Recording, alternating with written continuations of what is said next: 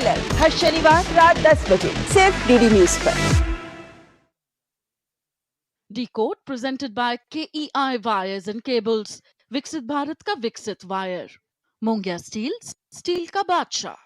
Co-powered by Telemanas Mental Health for All. In association with JK Tyre, Total Control. Vidisha detergent powder और cake, अब चमकिए प्यार से। सभी पशुपालकों की पसंद, देश का नंबर 1 कपिला पशु आहार।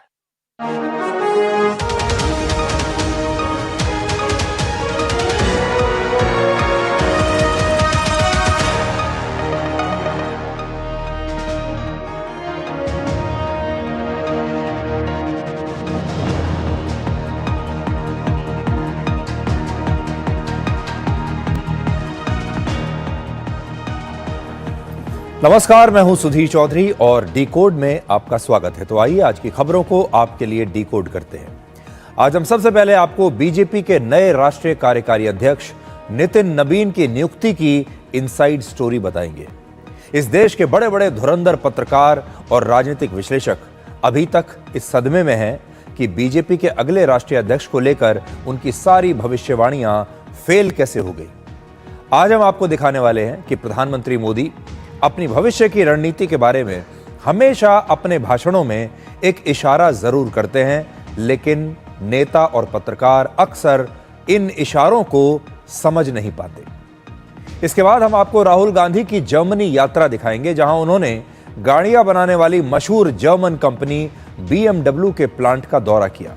उन्होंने BMW की नई गाड़ी का टेस्ट ड्राइव लिया और BMW की लेटेस्ट मोटरसाइकिल को भी चेक किया, लेकिन साथ ही वहां खड़े होकर यह भी कह दिया कि भारत में मैन्युफैक्चरिंग अब गिर रही है, कम हो रही है और इसे सुधारना आवश्यक है।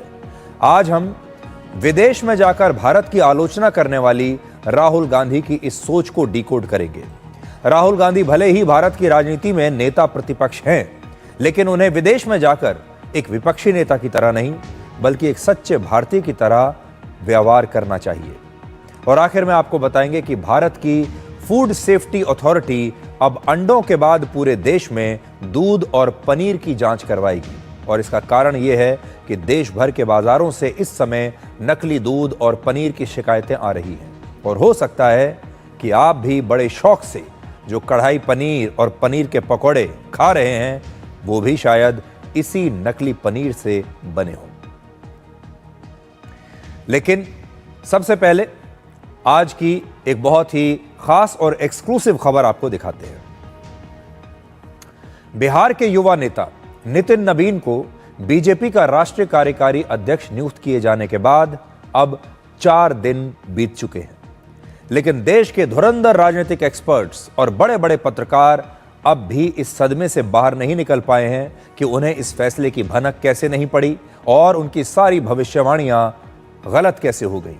क्योंकि नाम तो बहुत सारे चल रहे थे, बड़े बड़े नेताओं के नाम चल रहे थे, और इन बड़े बड़े पत्रकारों ने और राजनीतिक एक्सपर्ट्स ने पहले ही ऐलान कर दिया था कि वो कौन कौन से नाम हैं जिनमें से अगला बीजेपी का राष्ट्रीय अध्यक्ष चुना जाएगा।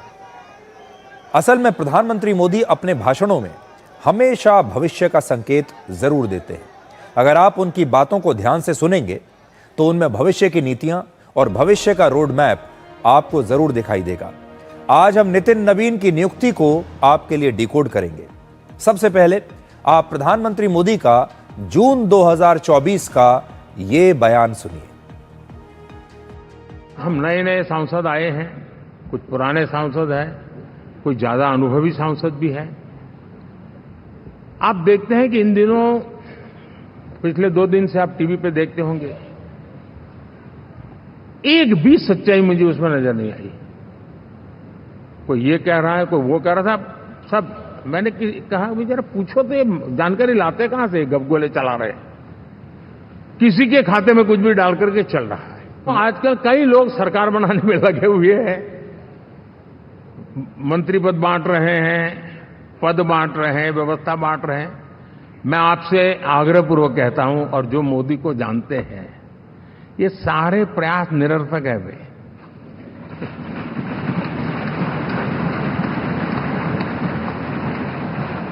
आप भी किसी का फोन आ जाए तो 10 बार वेरीफाई कीजिए कि जिसने फोन किया है वो सचमुच में अथॉरिटी है, अदरवाइज कोई भी कहे भाई आपका नाम हो गया है, सुबह परिवार को बुला लीजिए, शपथ समारोह में आना है, हो गया। तो ऐसी गपबाजी करने वाली एक बहुत बड़ी फौज रहती है। कुछ लोग आदतन करते रहते हैं, कुछ लोगों को मजाक आती है लेकर, और कुछ लोग बदइरादे से करते हैं। मेरा सभी सांसदों से आग्रह है कि हम इन सारे षड्यंत्रों का शिकार न बने। प्रधानमंत्री मोदी के इस बयान से आप ये समझ सकते हैं कि जिन बड़े बड़े नेताओं के नाम चल रहे थे मीडिया में और बड़े बड़े पत्रकार उनके बारे में अपना पूरा ज्ञान बघार रहे थे, ऐसे बड़े नेताओं का बीजेपी अध्यक्ष न बनना ये बताता है कि जहां राजनीतिक विश्लेषणों की सोच खत्म होती है, प्रधानमंत्री मोदी की सोच वहां से शुरू होती है।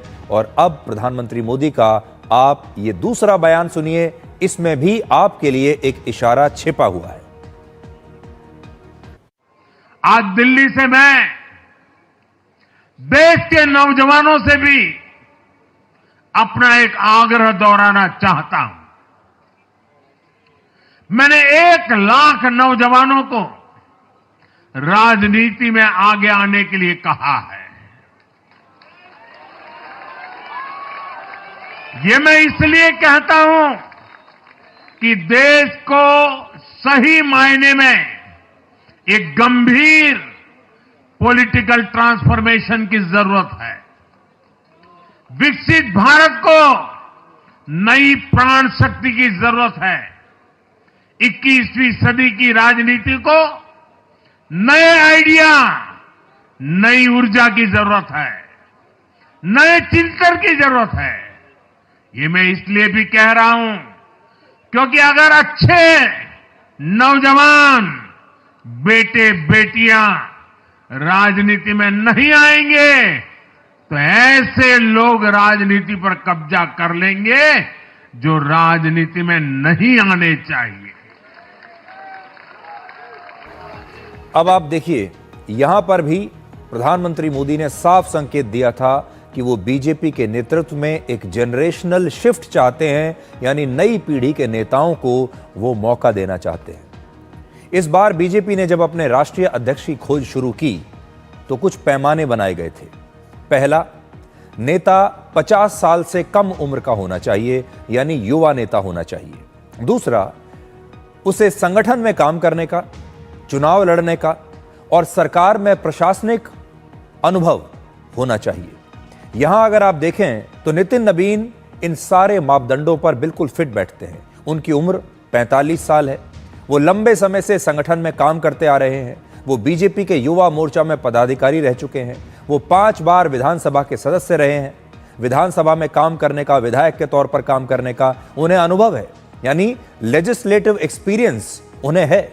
और 2021 से ही वो बिहार सरकार में कैबिनेट मंत्री हैं, पथ निर्माण, नगर विकास और आवास मंत्री के रूप में वो काम कर रहे हैं। और बीजेपी के केंद्रीय नेतृत्व ने देश भर से लगभग 150 युवा नेताओं की एक ऐसी लिस्ट बनाई थी। इन नामों पर गहन चर्चा हुई और हर राउंड में कुछ नाम कटते चले गए और आखिर में जब फाइनल राउंड हुआ उसमें 5 से 6 नाम बचे थे, जिनमें से नितिन नबीन को बीजेपी का कार्यकारी अध्यक्ष चुन लिया गया। और बीजेपी की यही सोच आपको राजस्थान के मुख्यमंत्री भजनलाल शर्मा, मध्य प्रदेश के मुख्यमंत्री मोहन यादव और उत्तराखंड के मुख्यमंत्री पुष्कर सिंह धामी की नियुक्ति में भी नजर आएगी। बीजेपी इस समय दुनिया की सबसे बड़ी पार्टी है, जिसमें लगभग 15 करोड़ सदस्य हैं, जिसमें से 11 लाख सक्रिय सदस्य हैं। सक्रिय सदस्य बीजेपी में उन्हें बनाया जाता है जिन्हें देश भर में जमीनी स्तर पर पार्टी के लिए काम करने का एक लंबा अनुभव होता है। देश में 10.5 लाख बूथ हैं और बीजेपी देश की अकेली ऐसी पार्टी है जिसका देश के 90% बूथों पर अपना बूथ लेवल एजेंट मौजूद है। यानी आप नेटवर्क देखिए बीजेपी का कितना जबरदस्त है। एक एक जो बूथ है बीजेपी ने उसे कवर किया हुआ है। हर बूथ पर बीजेपी का कोई ना कोई नेता और कार्यकर्ता मौजूद है। एक जमाना था जब कांग्रेस भी एक ऐसी ही पार्टी हुआ करती थी जिसके पास एक राष्ट्रीय नेटवर्क था। देश के गांव-गांव, शहर-शहर, हर कोने में कांग्रेस के कार्यकर्ता थे। लेकिन अब कांग्रेस लगातार सिकुड़ रही है। एक एक करके कांग्रेस का जो नेटवर्क है कार्यकर्ताओं का, वो राज्यों से या तो कम हो रहा है या खत्म हो रहा है। बीजेपी के कार्यकर्ताओं और नेताओं में बड़ी संख्या में ऐसे लोग हैं जो लगातार 2 पीढ़ियों से बीजेपी के साथ जुड़े हुए हैं। एक और खास बात देखिए, यानी देश में ऐसे लाखों परिवार हैं जो पीढ़ी दर पीढ़ी बीजेपी की विचारधारा से जुड़े हुए हैं। नितिन नवीन भी अपने परिवार में बीजेपी की दूसरी पीढ़ी के नेता हैं। इससे पहले उनके पिता नवीन किशोर सिन्हा बीजेपी के बड़े नेता रह चुके हैं और बिहार में बीजेपी को मजबूत करने में उनकी एक बहुत बड़ी भूमिका रही है। और पीढ़ी दर पीढ़ी नेताओं और कार्यकर्ताओं को जो चीज जोड़ती है वो है विचारधारा। यानी ऐसा क्या है बीजेपी में कि बहुत बड़ी संख्या में ऐसे परिवार हैं आज हमारे देश में जो कि पीढ़ी दर पीढ़ी उनके परिवार में लोग बीजेपी के कार्यकर्ता रहे हैं, बीजेपी के लिए काम करते रहे हैं। पहले पिता काम करते थे, अब उनके बेटे जो हैं वो काम कर रहे हैं और कई बार तो तीसरी जनरेशन भी आ जाती है।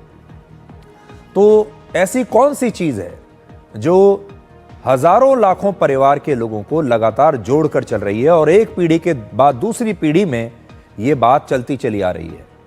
तो इसका कारण है विचारधारा। बीजेपी में एक खास प्रकार की जो विचारधारा है उसे अपने कार्यकर्ताओं तक, नेताओं तक पहुंचाया जाता है और ये विचारधारा हर पीढ़ी को जोड़कर रखती है। और इसका श्रेय जाता है राष्ट्रीय स्वयंसेवक संघ को, यानी आरएसएस को, जिसकी ट्रेनिंग ने देश भर में करोड़ों लोगों का एक मजबूत और विशाल काडर तैयार किया है जो इस विचारधारा से जुड़ा हुआ है। ये पूरा की पूरा एक ऐसा इकोसिस्टम है, ये करोड़ों लोग ऐसे हैं जिनके सोचने समझने का तरीका, उनकी विचारधारा एक जैसी है और इस सोच का सूत्र वाक्य है राष्ट्र प्रथम।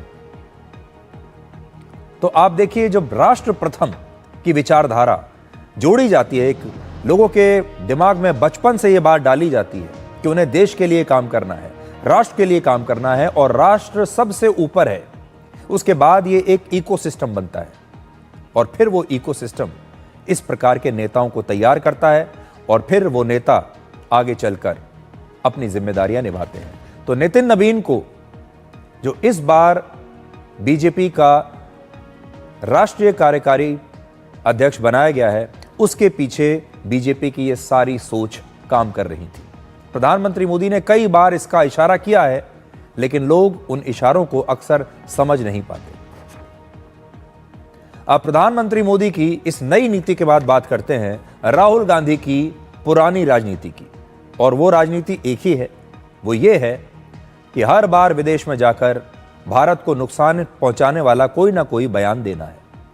आज लोकसभा में प्रदूषण पर बहस होनी थी, ये बहुत बड़ा दिन था, ये अलग बात है कि नहीं हो पाई, लेकिन आज का दिन प्रदूषण पर बहस करने के लिए रखा गया था। लेकिन संसद में प्रदूषण के मुद्दे को उठाने वाले राहुल गांधी आज खुद ही देश में मौजूद नहीं है। राहुल गांधी जर्मनी की यात्रा पर थे, वहां उन्होंने गाड़ियां बनाने वाली मशहूर जर्मन कंपनी BMW के एक शोरूम और प्लांट का दौरा किया। राहुल गांधी ने यहां भी वही गलती की जो अपनी हर विदेश यात्रा के दौरान वो करते हैं। यहां भी वो विदेशी भूमि पर खड़े होकर, एक विदेशी कंपनी के प्लांट में खड़े होकर भारत की आलोचना कर रहे थे। वो भारत की लोकसभा में लीडर ऑफ ऑपोजिशन हैं, यानी नेता प्रतिपक्ष हैं, लेकिन इसका मतलब ये नहीं है कि किसी दूसरे देश में जाकर भी वो एक विपक्षी नेता की भूमिका निभाएं और मोदी सरकार की आलोचना करने के चक्कर में भारत की कमियां निकालने लगे।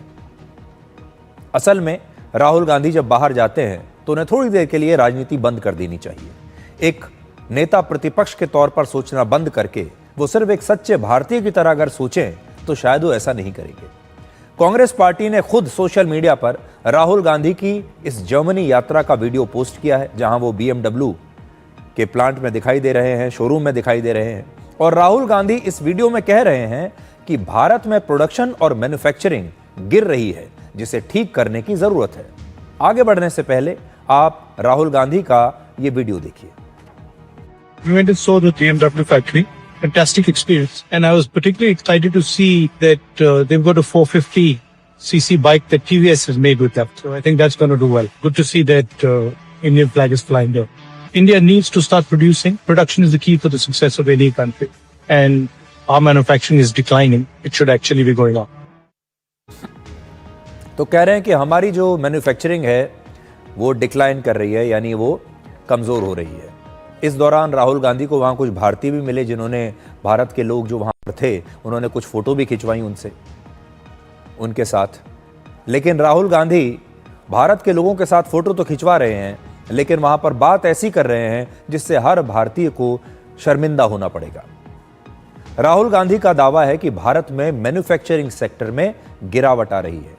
तो चलिए सबसे पहले आज हम इसी दावे का एक फैक्ट चेक करते हैं। सबसे पहले आपको बताते हैं कि ये मैन्युफैक्चरिंग सेक्टर होता क्या है जिसके बारे में राहुल गांधी कह रहे हैं। आसान शब्दों में कहें तो जो सामान फैक्ट्रियों में बनते हैं वो सभी मैन्युफैक्चरिंग का हिस्सा होते हैं। किसी भी चीज का अगर हम निर्माण कर रहे हैं तो वो मैन्युफैक्चरिंग सेक्टर में है, जैसे इलेक्ट्रॉनिक्स, ऑटोमोबाइल, केमिकल, डिफेंस और फार्मा जैसे उद्योगों को मैन्युफैक्चरिंग सेक्टर में शामिल किया जाता है। हमारे देश में पिछले 10 वर्षों में इनमें से कुछ उद्योगों का कैसा प्रदर्शन रहा है, कुछ आंकड़े आपको दिखाते हैं। सबसे पहले इलेक्ट्रॉनिक गुड्स की बात करते हैं। वर्ष 2014 में जब यूपीए सरकार हटी तब हमारे देश में करीब 2 लाख करोड़ रुपए के इलेक्ट्रॉनिक्स के सामान का उत्पादन हुआ था। 2 लाख करोड़। और वर्ष 2024 में यह उत्पादन बढ़कर 11 लाख करोड़ रुपए से ज्यादा का हो चुका है। वर्ष 2014 में 38,000 करोड़ रुपए के इलेक्ट्रॉनिक्स के सामानों का निर्यात हुआ था और 10 वर्षों में यह बढ़कर 3 लाख करोड़ रुपए से ज्यादा हो गया। इससे आप पिछले 10 वर्षों का फर्क समझ सकते हैं। 760% की वृद्धि। आज पूरी दुनिया में मोबाइल फोन बनाने में भारत दूसरे नंबर पर है। वर्ष 2014 में हमारे देश में मोबाइल फोन बनाने की केवल 2 फैक्ट्रियां थी और 10 वर्षों में यह संख्या बढ़कर 300 हो चुकी है। अब एक और आंकड़ा देखिए। आज से 10 वर्ष पहले हमारे देश में केवल 19,000 करोड़ रुपए के मोबाइल फोनों का निर्माण होता था, लेकिन अब 4 लाख करोड़ रुपए से ज्यादा के मोबाइल फोन हमारे देश में बनाए जाते हैं।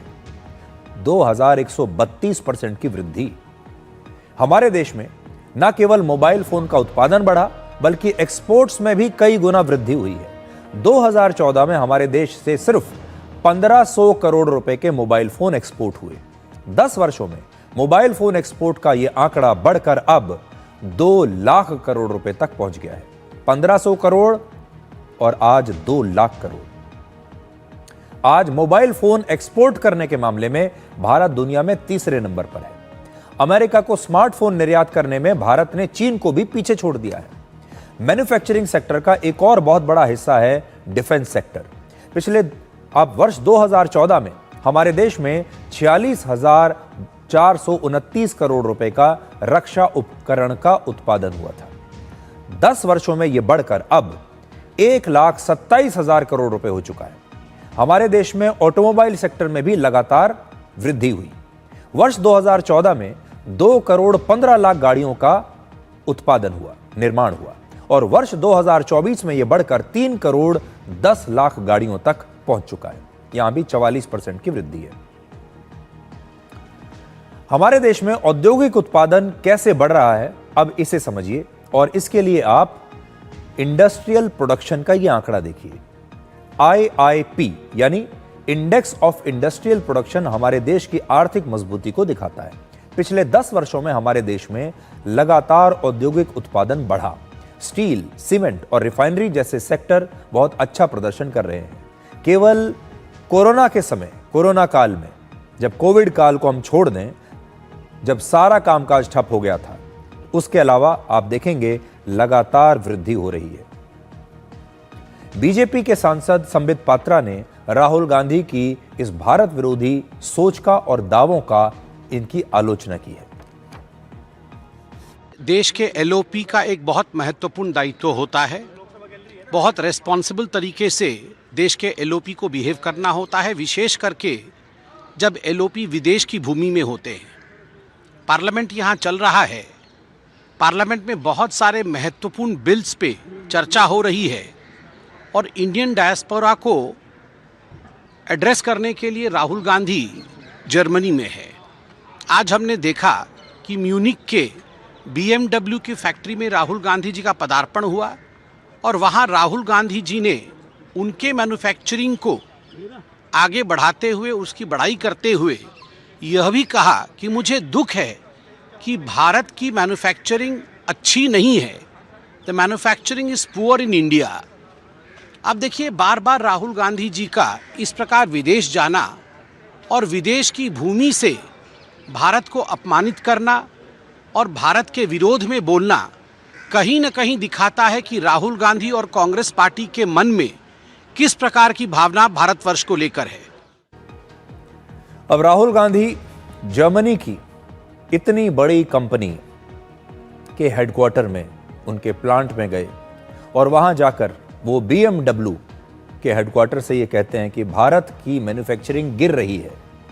अब इसके दो कारण हो सकते हैं, या तो वो ये बताना चाहते हैं कि भारत में मैन्युफैक्चरिंग सेक्टर गिर रहा है, उत्पादन कम हो रहा है, और शायद वो ये भी कहना चाहते हैं कि भारत में जो सामान बन रहा है शायद उसकी क्वालिटी गिर रही है। अब वो इन दोनों में से क्या चीज़ कहना चाहते हैं ये तो राहुल गांधी खुद बेहतर बताएंगे, लेकिन दोनों में से मतलब कोई भी निकाला जाए, अर्थ उसका एक ही आता है। उसे जब आप डिकोड करेंगे वो ये है कि वो जर्मनी में इतनी बड़ी कार बनाने वाली कंपनी के हेडक्वार्टर में खड़े होकर भारत को नीचा दिखा रहे थे। ये बता रहे थे कि मेरा देश आपके देश से कमतर है, हमारे देश में अच्छा काम नहीं हो रहा, और इसके पीछे उनकी मंशा ये थी कि वो मोदी सरकार को कमजोर करके दिखाएं। वो ये दिखाएं कि प्रधानमंत्री मोदी अच्छा काम नहीं कर रहे और उनके शासनकाल में भारत में बहुत कमजोरी आ रही है। वो ये बताना चाहते थे। वो ऐसा इसलिए कहना चाहते हैं क्योंकि वो नेता प्रतिपक्ष हैं और विपक्ष का तो काम ही है सरकार की आलोचना करना। लेकिन वो हर बार ये भूल जाते हैं कि मोदी की आलोचना करते करते वो भारत की ही आलोचना करने लगते हैं। आज वो ये समझने लगे हैं कि जब वो भारत को नीचा दिखाएंगे तो प्रधानमंत्री मोदी को नीचा दिखाने के लिए ये काम आएगा, और इसलिए उन्हें ये कंफ्यूजन है। अब वो प्रधानमंत्री मोदी को नीचा दिखाते दिखाते भारत को ही नीचा दिखाने लगे हैं। राहुल गांधी को आज उनके सलाहकारों को ये बात समझानी चाहिए कि वो एक राजनीतिक व्यक्ति हैं, वो भारत में नेता प्रतिपक्ष हैं लोकसभा में, लेकिन विदेश में जाकर हर समय विपक्षी नेता के अवतार में रहना भी अच्छा नहीं है। हर समय विपक्ष की बात करना, राजनीति की बात करना भी अच्छा नहीं है। अच्छा ये होता कि राहुल गांधी जब वहां पर गए हैं जर्मनी में, तो वहां खड़े होकर वो भारत की कुछ तारीफ भी कर देते, वो भारत के लिए कुछ अच्छी बातें भी कहते और एक सच्चे भारतीय की तरह वो बात करते। राहुल गांधी के जर्मनी वाले वीडियो में आपने एक और खास बात नोट की होगी। यहां पर राहुल गांधी ने स्वेटर भी पहना हुआ है और उसके ऊपर एक जैकेट भी पहना हुआ है। देखिए, जर्मनी के म्यूनिक शहर में जहां राहुल गांधी की यह मौजूदगी दिखाई गई है, वहां दिन का तापमान लगभग 8 डिग्री सेल्सियस के आसपास रहता है। ये हम मानते हैं वहां सर्दी है और तापमान रात में 0 तक चला जाता है, और इतने तापमान में राहुल गांधी को गर्म कपड़ों की आवश्यकता पड़ गई, क्योंकि आप तस्वीरों में यहां देख रहे हैं। लेकिन जब राहुल गांधी भारत में होते हैं तो वो सर्दियों के मौसम में भी इतने ही तापमान में सफेद रंग की एक हाफ स्लीव्स की टी शर्ट पहनते हैं। उनके समर्थक ऐसे समय में उन्हें तपस्वी बताते हैं, योद्धा बताते हैं, और कहते हैं कि राहुल गांधी इतने बड़े तपस्वी हैं कि उनके ऊपर मौसम का कोई असर ही नहीं होता, सर्दी का उनके ऊपर कोई असर नहीं होता। ऐसा ही दावा किया जाता है कि एक तपस्वी और योद्धा को कभी ठंड नहीं लगती। अब आपको राहुल गांधी की लगभग 3 साल पुरानी यह तस्वीर दिखाते हैं। यह तस्वीर जम्मू कश्मीर के उधमपुर की है। तारीख है 24 जनवरी 2023। उस समय राहुल गांधी भारत जोड़ो यात्रा पर निकले थे। उस दिन उधमपुर का जो तापमान है वो 3 से 7 डिग्री सेल्सियस के बीच था, यानी लगभग उतना ही तापमान जो जर्मनी के म्यूनिक में आजकल चल रहा है। लगभग थोड़ा बहुत 19-20 का फर्क हो सकता है, लेकिन इतनी ही सर्दी थी जितनी की जर्मनी में म्यूनिक में अभी रही होगी। और उस दौरान राहुल गांधी केवल एक हाफ स्लीव्स की टी शर्ट में नजर आए थे। आप यहां देखेंगे कि बड़ी संख्या में जो लोग उनके साथ चल रहे हैं, सभी लोगों ने जैकेट पहनी हुई है, सभी लोगों ने गर्म कपड़े पहने हुए हैं। अगर आप देखें राहुल गांधी को, सिर्फ राहुल गांधी अकेले ऐसे व्यक्ति हैं जो एक हाफ स्लीव्स की टी शर्ट में चल रहे हैं। लेकिन उनके साथ जितने भी लोग हैं सब ने गर्म कपड़े पहने हुए हैं। अब ठंड को लेकर राहुल गांधी क्या सोचते हैं, उनका ये पुराना बयान सुनिए। ये आपने स्वेटर क्यों पहन रखा है? नहीं, इसका कारण ये नहीं है। इसका कारण ये है कि आप सर्दी से डरते हो। इसका कारण नहीं है कि सर्दी है, आप सर्दी से डरते हो। मैं सर्दी से डरता नहीं हूं, सीधी सी बात है। तो राहुल गांधी जब भारत में होते हैं तब वो सर्दी से बिल्कुल नहीं डरते, लेकिन जब विदेश में जाते हैं तो सर्दी से वो डर जाते हैं। हम तो ये तस्वीरें देखकर यही कहना चाहेंगे। अब विदेशों में जाकर राहुल गांधी भारत का चाहे जितना भी विरोध करें, लेकिन सच्चाई यह है कि भारत का सम्मान पूरी दुनिया में लगातार बढ़ ही रहा है, चाहे हमारे नेता प्रतिपक्ष को यह बात अच्छी लगे या ना लगे। प्रधानमंत्री मोदी को ओमान का सर्वोच्च नागरिक सम्मान मिला है। इसे कहते हैं the first class of the order of Oman. इसकी शुरुआत 1970 में हुई थी और प्रधानमंत्री मोदी को ओमान के सुल्तान ने यह सम्मान दिया। उनका नाम है सुल्तान हैथम बिन तारिक।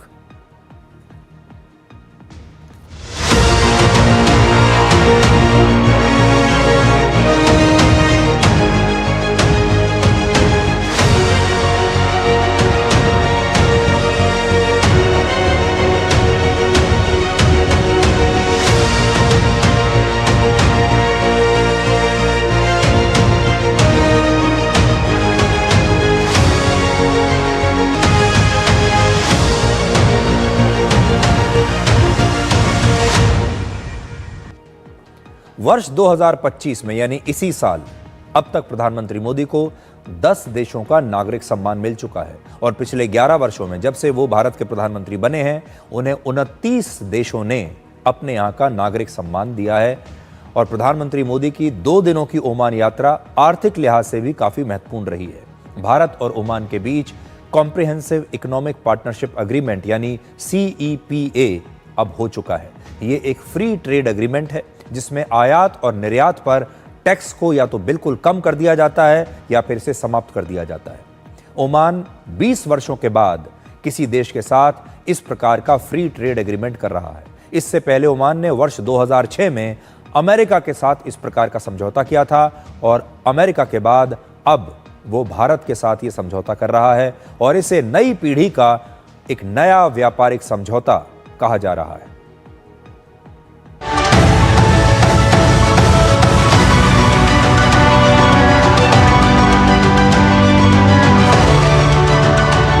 भारत जब ग्रो करता है तो अपने दोस्तों को अपनी ग्रोथ का साझेदार बनाता है।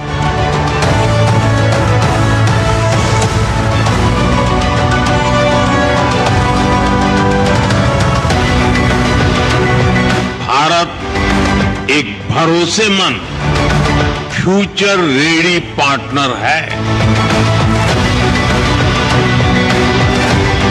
बीते 11 वर्षों के दौरान भारत ने सिर्फ पॉलिसी नहीं बदली है, भारत ने अपना इकोनॉमिक DNA बदला है।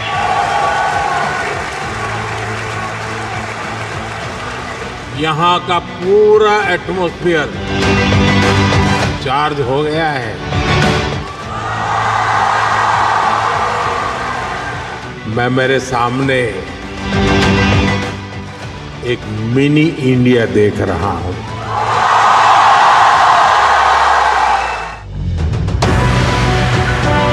भारत ओमान की दोस्ती हर मौसम में और मजबूत होती है।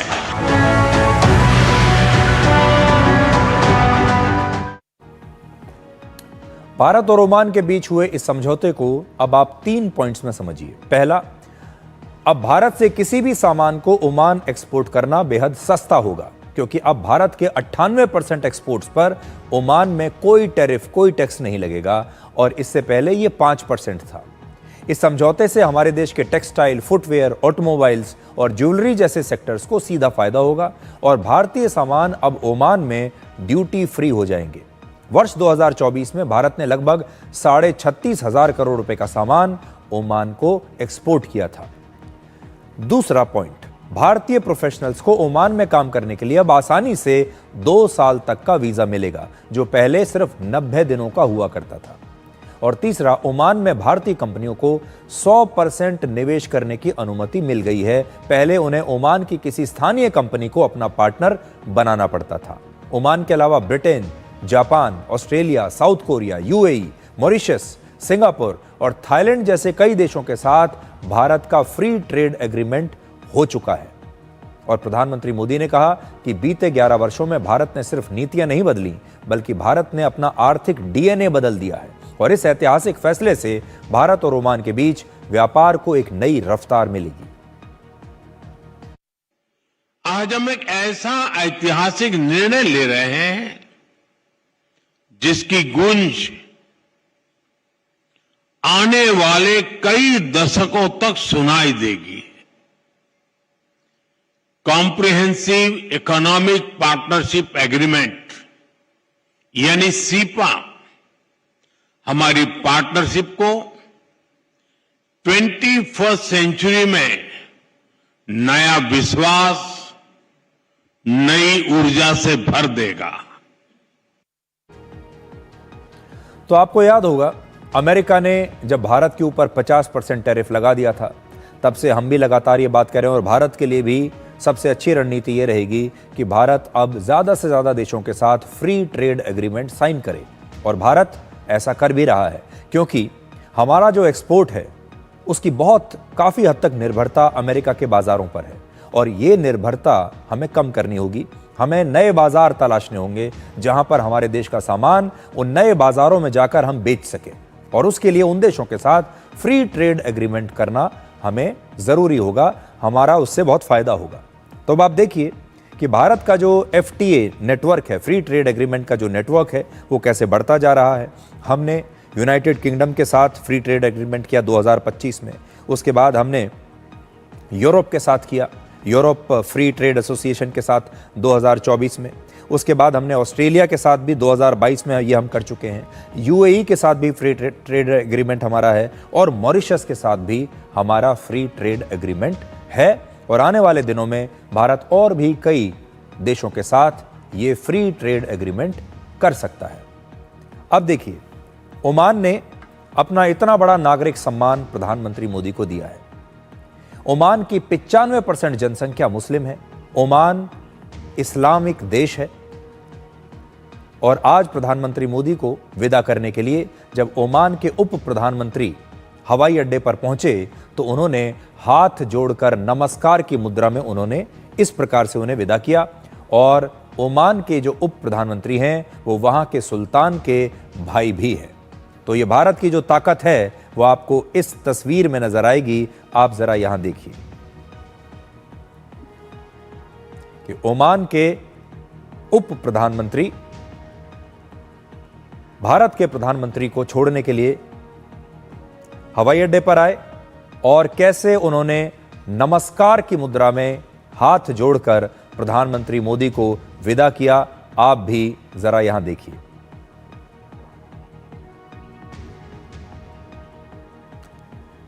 अब हमारे अपने देश की अगर हम बात करें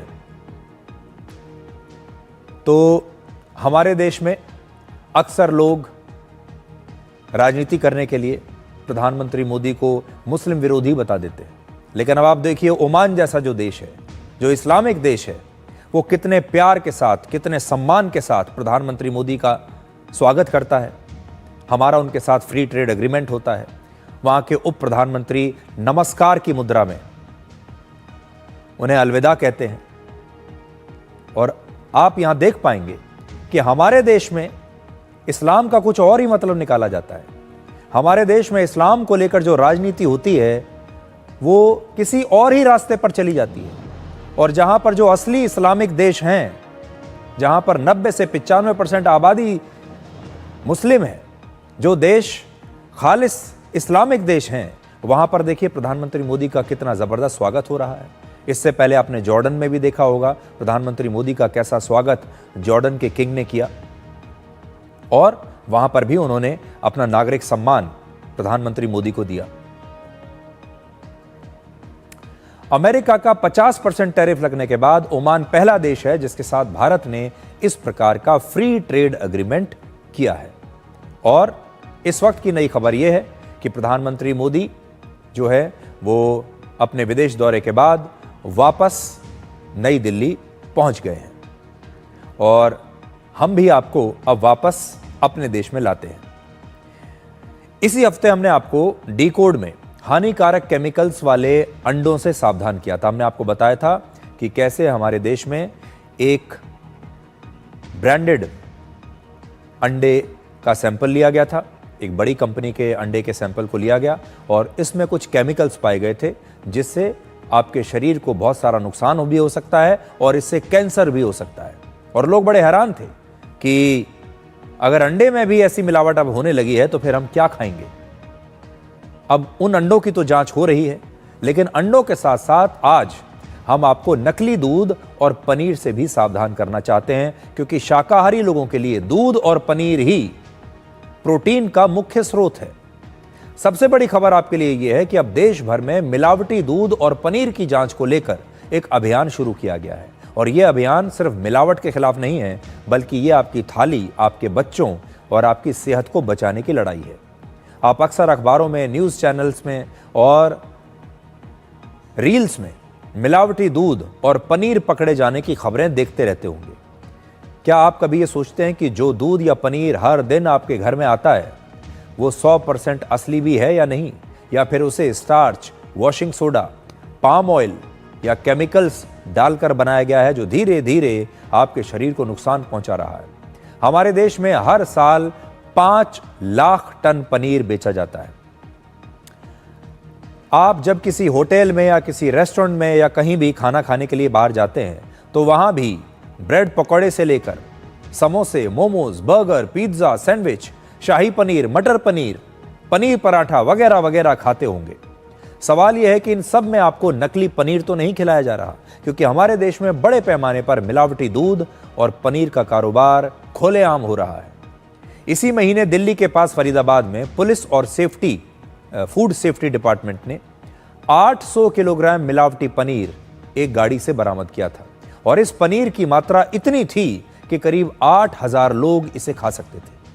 पुलिस का कहना है कि हरियाणा के मेवात से हर दूसरे या तीसरे दिन इतना ही मिलावटी पनीर फरीदाबाद और आसपास की दुकानों को सप्लाई किया जाता था। यानी इस मिलावटी नकली पनीर का एक बहुत बड़ा नेटवर्क है। वर्ष 2025 में यानी इस साल पूरे देश में अब तक 15,000 किलोग्राम से ज्यादा मिलावटी पनीर पकड़ा जा चुका है। पिछले 1.5 वर्षों में नोएडा और ग्रेटर नोएडा के फूड डिपार्टमेंट्स ने यह बताया कि उसने पनीर के 122 सैंपल्स की जांच की, जिनमें से 83% में मिलावट पाई गई। सोचिए आप, 83% सैंपल्स में मिलावट है पनीर में। और हो सकता है कि इसके अलावा भी और हजारों किलोग्राम मिलावटी और नकली पनीर बाजारों में बिक रहा होगा, लेकिन अभी तक वो पकड़ा नहीं गया। और इसमें से ऐसा बहुत सारा पनीर होगा जो पहले ही आपके शरीर में जा चुका होगा, आपकी थाली में पहुंच चुका होगा। इसलिए भारत में खाने पीने के सामान के नियम और मानक तय करने वाली agency the food safety and standards authority of India ने देश भर में मिलावटी दूध, पनीर और खोया के खिलाफ कार्रवाई करने के आदेश दिए हैं। इसमें 5 बड़ी बातें होंगी। पहला, मिलावटी या एनालॉग पनीर को असली बताकर बेचना सेहत के लिए गंभीर खतरा है और यह कानून का सीधा उल्लंघन है। दूसरा, अब देश भर में फूड सेफ्टी अधिकारी दूध का प्रोडक्शन करने वाली फैक्ट्रीज, स्टोरेज यूनिट्स और इसे बेचने वाली दुकानों में जाकर सैंपल्स लेंगे। इसके बाद अगर किसी भी सैंपल में मिलावट मिली तो उसे बनाने वाली कंपनी और उसे बेचने वाले दुकानदार सबके खिलाफ एक्शन होगा। चौथा, मिलावटी खाने पीने का सामान जब्त किया जाएगा। इन्हें बनाने वाली अवैध यूनिट्स को सीज कर लिया जाएगा, इसे बंद कर दिया जाएगा और उनके लाइसेंस रद्द किए जाएंगे या सस्पेंड किए जाएंगे और उनके प्रोडक्ट्स को बाजार से वापस लाकर यानी रिकॉल करके नष्ट किया जाएगा। और पांचवां, होटल्स, रेस्टोरेंट्स, ढाबे, केटरर्स और पब्स को यह चेतावनी दे दी गई है कि अगर उन्होंने मिलावटी पनीर का इस्तेमाल किया तो सप्लायर्स के साथ साथ इस पनीर को बनाने वाले लोगों के साथ साथ उन्हें भी जिम्मेदार ठहराया जाएगा। तो देखिए, इस समय बाजार में 3 प्रकार के पनीर मिल रहे हैं। पहला, शुद्ध पनीर, जिसकी इच्छा हम सबको है। दूसरा, एनालॉग पनीर। और तीसरा, मिलावटी पनीर। आपके घर के आसपास भी कई ऐसी दुकानें होंगी जहां 200 रुपए किलो के भाव पर पनीर बिकता होगा, जबकि ब्रांडेड पनीर इस समय 500 रुपए प्रति किलोग्राम के आसपास है। इस वक्त बाजार में 1 किलो दूध की कीमत, 1 लीटर दूध की कीमत कम से कम 60 रुपए है। और अगर हम मान लें कि 5 से 6 लीटर दूध से 1 किलो पनीर बनता है, तो इसमें सिर्फ अकेले दूध की लागत ही 300 से 360 रुपए के आसपास होगी। जितने दूध से 1 किलो पनीर बन रहा है, अगर वही कम से कम 300 रुपए का है, तो फिर बाजार में इस दूध से बना पनीर 200 रुपए प्रति किलोग्राम के भाव पर कैसे मिल सकता है? इसका मतलब है कि बाजार में जो भी सस्ता पनीर बिक रहा है वो या तो नकली है और या फिर मिलावटी है। भारत में करीब 20% लोग शुद्ध शाकाहारी हैं, जो प्रोटीन के लिए दूध और पनीर पर ही निर्भर है। और अब इसी दूध और पनीर की शुद्धता खतरे में है, क्योंकि हमारे देश में मिलावट अब एक आम बात हो गई है। मिलावट करने को लेकर जब मिलावट करते हैं हमारे देश के लोग, तो उनके हाथ नहीं कांपते। अब हमारे देश के लोगों को भी अब मिलावट सामान की आदत सी पड़ गई है, और वो ये भी जानते हैं कि मिलावट पर कोई बड़ा एक्शन नहीं होने वाला। बाजार में एक खास प्रकार का पनीर मिलता है, जिसके बारे में आज मैं आपको बताना चाहता हूं। इसे कहते हैं एनालॉग पनीर। ये 200 रुपए से 250 रुपए प्रति किलोग्राम के भाव पर मिलता है, और ये सस्ते घी, पाम ऑयल, मिल्क पाउडर और केमिकल से बनाया जाता है। और ये पनीर आजकल काफी बड़ी संख्या में इस्तेमाल हो रहा है। इसमें नोट करने वाली बात यह है कि फूड सेफ्टी अथॉरिटी खुद ही इस एनालॉग पनीर को इस शर्त पर बाजार में बेचने की इजाजत देती है कि कंपनियों को पैकेट पर लिखकर यह बताना होगा कि यह एनालॉग पनीर है। और आजकल 50% कम से कम होटल्स और रेस्टोरेंट्स में इसी सस्ते एनालॉग पनीर को इस्तेमाल किया जा रहा है। और इसीलिए जब आप पनीर का कोई डिश खाने के लिए जाते हैं तो आपको बड़ी सस्ती मिलती है, और आपको लगता है कि बताइए, पनीर हम खा रहे हैं वो भी इतना सस्ता। इसलिए आज के बाद आप जब भी कहीं बाहर खाना खाने के लिए जाएं, आप ढाबे में जा रहे हैं, रेस्टोरेंट में जा रहे हैं, किसी होटल में जा रहे हैं, किसी और सड़क पर खड़े वेंडर दुकानदार के पास जा रहे हैं, तो उनसे ये जरूर पूछ लें कि उसने खाने में कौन से वाला पनीर इस्तेमाल किया है, ये शुद्ध पनीर है या एनालॉग पनीर है। क्योंकि बहुत सारे लोग आपको एनालॉग पनीर खिलाएंगे और कहेंगे कि ये जो पनीर है ये बिल्कुल सही है और सरकार ने इसे बेचने की इजाजत दी हुई है। कभी आपने सोचा है कि आजकल कढ़ाई पनीर की एक प्लेट 200 से 250 रुपए की आती है। पनीर वाले ब्रेड पकौड़े 30 से 40 रुपए में मिल जाते हैं। एक प्लेट पनीर मोमोज 80 से 100 रुपए में मिल जाते हैं, जबकि सिर्फ 200 ग्राम शुद्ध पनीर 100 रुपए में मिलता है। तो सवाल यह है कि इतने कम पैसे में आपको पनीर कौन खिला सकता है और यह कैसे खिलाया जा रहा है? हमारे देश में पनीर खाने पर बड़ा जोर दिया जाता है, क्योंकि पनीर से आपकी हड्डियों और मांसपेशियों को प्रोटीन और कैल्शियम जैसे जरूरी पोषक तत्व मिलते हैं। और जो लोग शाकाहारी हैं वो वैसे भी पनीर की डिश खाना बड़ा पसंद करते हैं।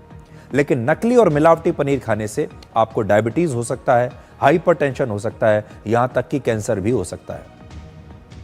आप अक्सर ये बात सोचते होंगे, आपके भी आसपास बहुत सारे लोग ऐसे आपने देखे होंगे जिन्हें अचानक से पता चलता है कि उन्हें कैंसर है, और वो अक्सर ये बात कहते हैं कि मैं तो धूम्रपान करता ही नहीं हूं, मेरे अंदर तो कोई गलत खराब आदत है ही नहीं, मेरा तो खान पान इतना सही है, मेरी जो जीवन शैली है वो भी बिल्कुल सही है, तो मुझे कैंसर जैसी बीमारी कैसे हो सकती है?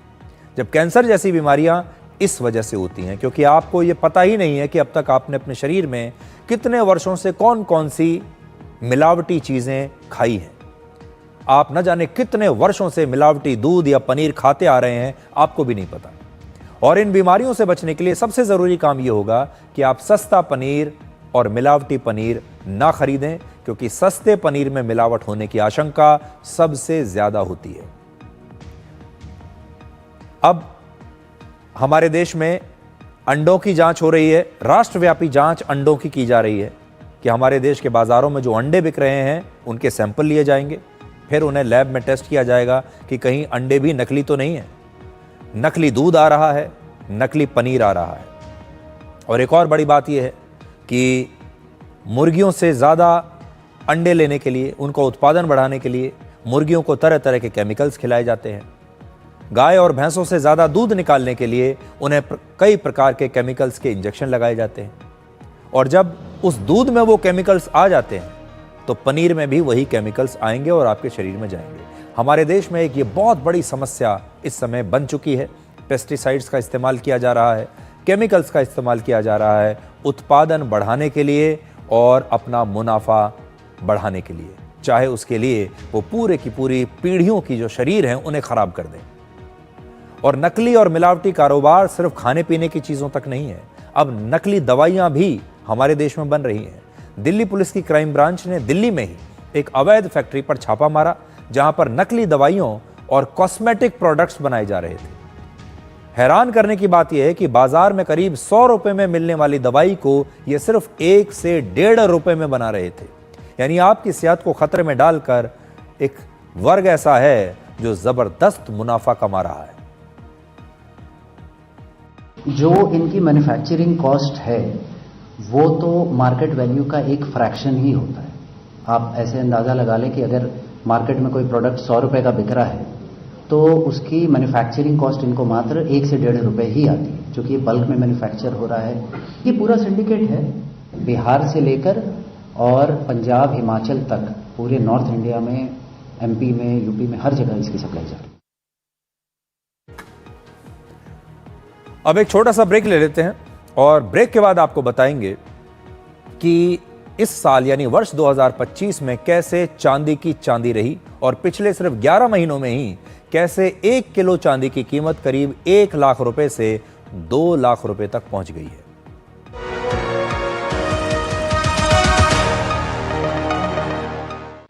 कौन है जो जोड़े देश को? विकसित भारत का विकसित वायर।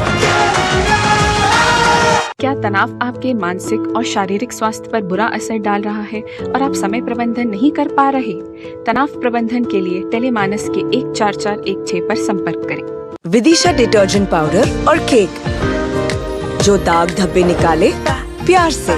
विदिशा डिटर्जेंट पाउडर और केक, अब चमकिए प्यार से।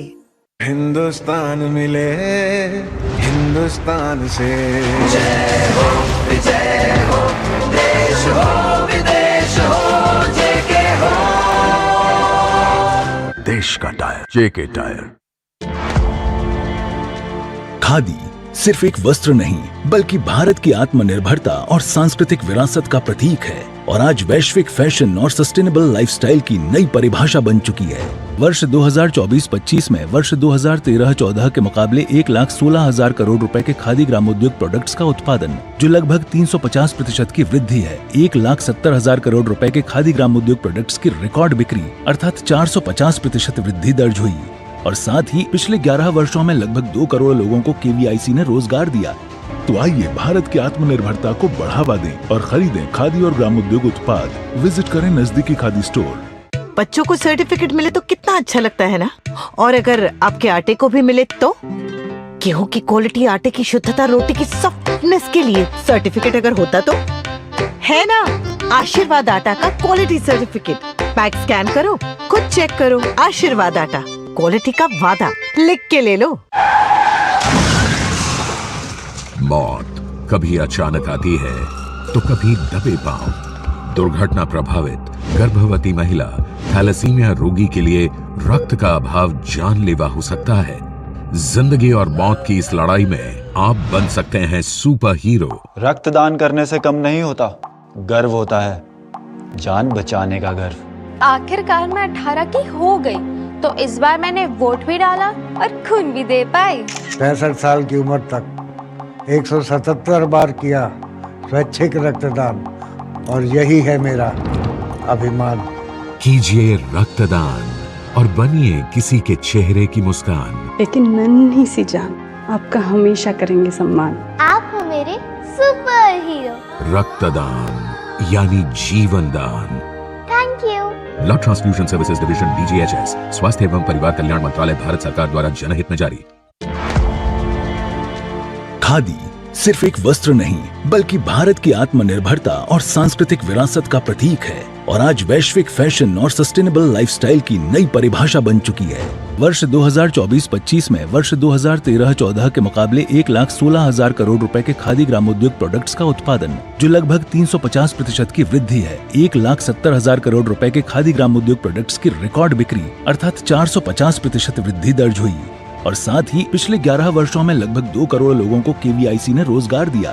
तो आइए भारत की आत्मनिर्भरता को बढ़ावा दें और खरीदें खादी और ग्रामोद्योग उत्पाद। विजिट करें नजदीकी खादी स्टोर। गोल्डी मसाले के 100 ग्राम के स्पेशल पैक्स में फ्रेशनेस लॉक है। ऐसे गोल्डी मसाले जहां जाएं रिश्ते बनाएं। कौन है जो जोड़े देश को? विकसित भारत का विकसित भारत।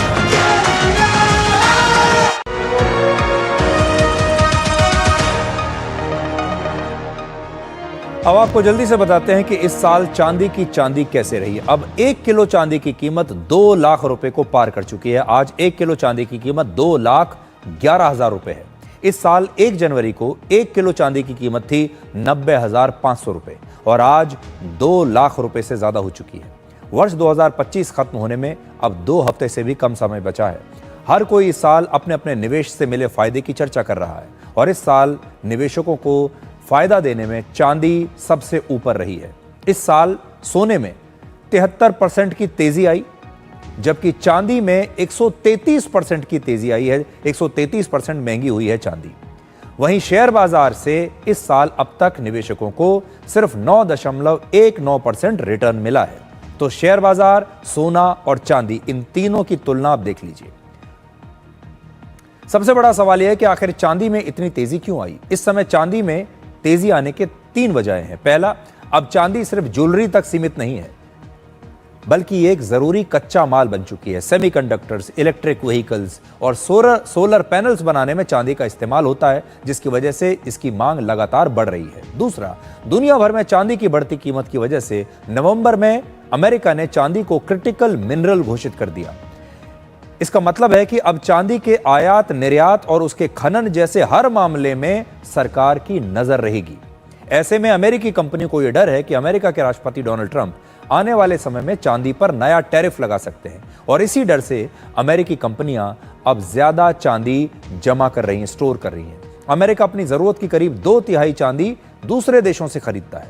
तीसरा, दुनिया भर के निवेशकों में भी ट्रंप टैरिफ और अलग अलग युद्ध होने की वजह से एक डर बना हुआ है, एक अनसर्टेनिटी है, अस्थिरता है। इसलिए बड़े निवेशक अपना पैसा ऐसी जगह लगाना चाहते हैं जहां उनका पैसा सुरक्षित हो और मुनाफा भी अच्छा मिले।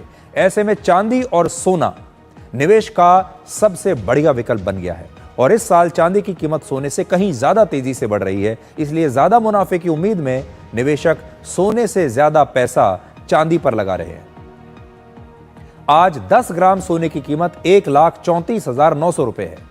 हमारे देश में सोने चांदी की तेजी का मुद्दा इतना बड़ा है, इसका अंदाजा आप इस बात से लगाइए कि सोमवार को लोकसभा में भी इस पर जिक्र हुआ।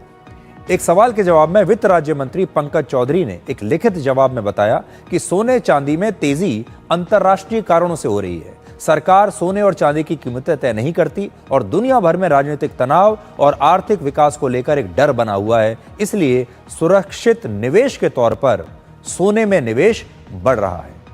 तो अगर आपको भी निवेश करना है तो ये रिपोर्ट्स तो ये कहती हैं कि सोना और चांदी सबसे बेहतर विकल्प है। एक छोटे से ब्रेक के बाद डिकोड जिंदगी में आपको दिखाएंगे आज का विचार।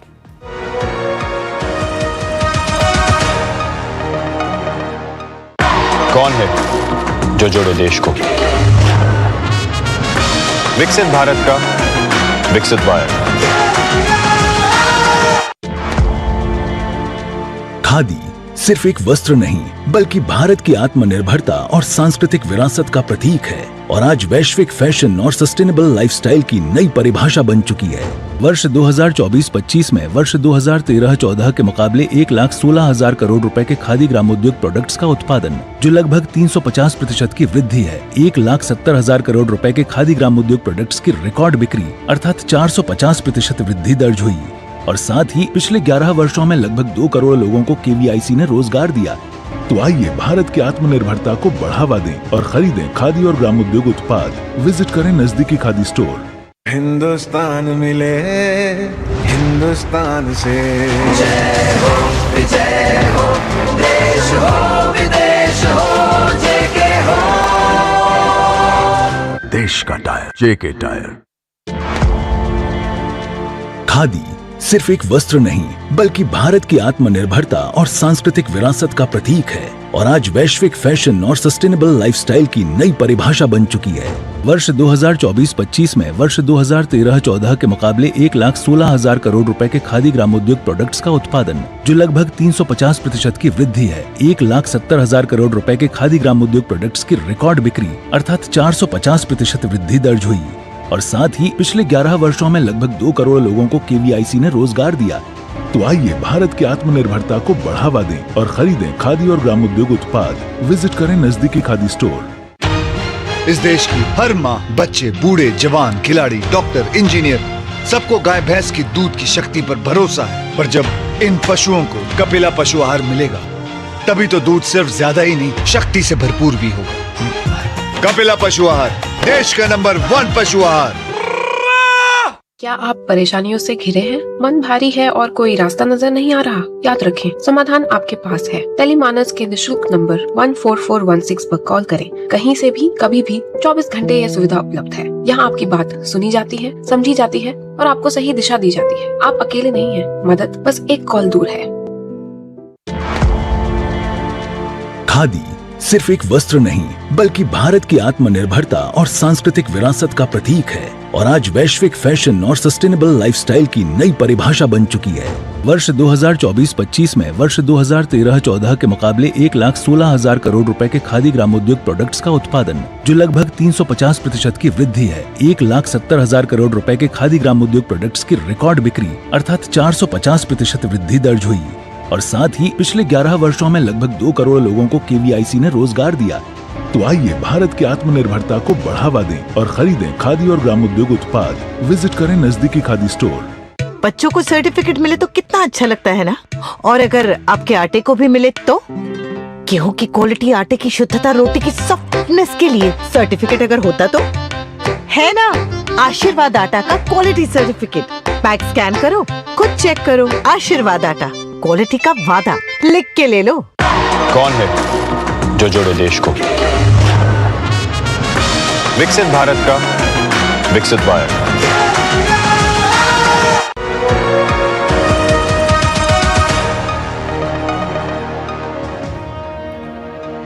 तो आज के लिए डी कोड में इतना ही। अब आपसे हमारी अगली मुलाकात होगी कल रात 9 बजे। तब तक आप खुश रहिए, सुरक्षित रहिए, स्वस्थ रहिए। और बुद्धिमान व्यक्ति वो है जो ये जानता है कि वो क्या नहीं जानता। नमस्कार।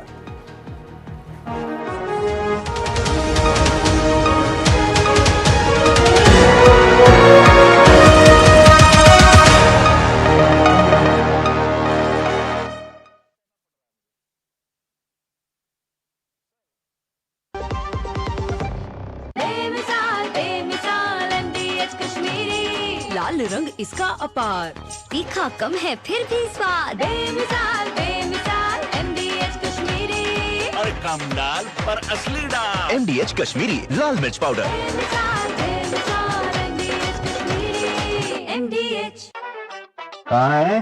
जॉब पर हूँ, बस अभी ऑफिस पहुँचा हूँ। ऑफिस में? मेरा भी ऑफर लेटर आ गया है और 10 दिन में ज्वाइनिंग है। अरे वाह, फिर तो तुम प्रधानमंत्री विकसित भारत रोजगार योजना से जुड़ो। प्रधानमंत्री विकसित भारत रोजगार योजना करीब करीब 3.5 करोड़ नौजवानों को रोजगार के नए अवसर बनाएगी। भारत सरकार की इस योजना से पहले जॉब पाने वाले एम्प्लॉइज को उनकी सैलरी के साथ 15,000 तक का इंसेंटिव 2 किश्तों में मिलेगा। मतलब नौकरी, सिक्योर फ्यूचर और बचत तीनों एक साथ। योजना की अधिक जानकारी के लिए pmvbry.labor.gov.in पर विजिट करें। इस देश की हर माँ, बच्चे, बूढ़े, जवान, खिलाड़ी, डॉक्टर, इंजीनियर, सबको गाय भैंस की दूध की शक्ति पर भरोसा है। पर जब इन पशुओं को कपिला पशु आहार मिलेगा, तभी तो दूध सिर्फ ज्यादा ही नहीं, शक्ति से भरपूर भी होगा। कपिला पशु आहार, देश का नंबर 1 पशु आहार। कौन है जो जोड़े देश को। विकसित भारत का विकसित भारत।